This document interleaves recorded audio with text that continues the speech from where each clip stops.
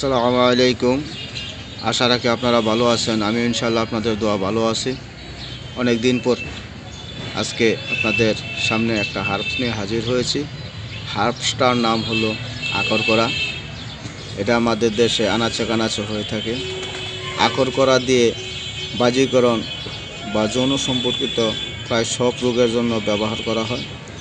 আকরকরা বা একমেলা এটার মূল, ছাল, ডাটা, ফুল, পাতা সবই ব্যবহার করা হয়।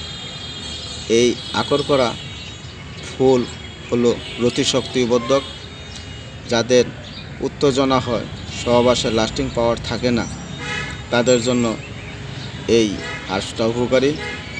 এটা যদি আপনারা সংগ্রহ করে ওষুধ বানিয়ে খেতে পারেন, তাহলে যারা সেক্স করতে পারেন না, সামান্য উত্তেজনায় বীর্য বাইর হয়ে যায়, দ্রুত বীর্যপাত হয়, তাদের জন্য খুব ভালো কাজ করবে। তো বন্ধুরা, যাদের সহবাসে স্থায়িত্ব কম, তাদের জন্য বলছি আপনারা এই আকরকরা ফুল নেবেন 50 গ্রাম, 10 গ্রাম জৈত্রী নেবেন, 10 গ্রাম জায়ফল নেবেন এবং 10 গ্রাম লবঙ্গ নেবেন। এই 80 গ্রাম একত্র করে আপনারা শিলপাটায় বেটে কাচের গুল্লি পরিমাণ ট্যাবলেট তৈরি করবেন। এই ট্যাবলেটগুলো রোদ্রে শুকিয়ে নেবেন।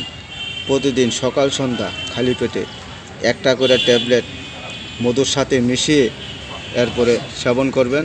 যদি কুসুম গরম দুধ খেতে পারেন তাহলে খুবই উত্তম।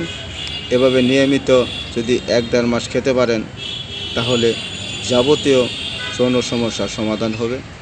বন্ধু, ভিডিওটা যদি ভালো লাগে তাহলে আপনারা লাইক করবেন, শেয়ার করবেন, কমেন্ট করবেন। আপনার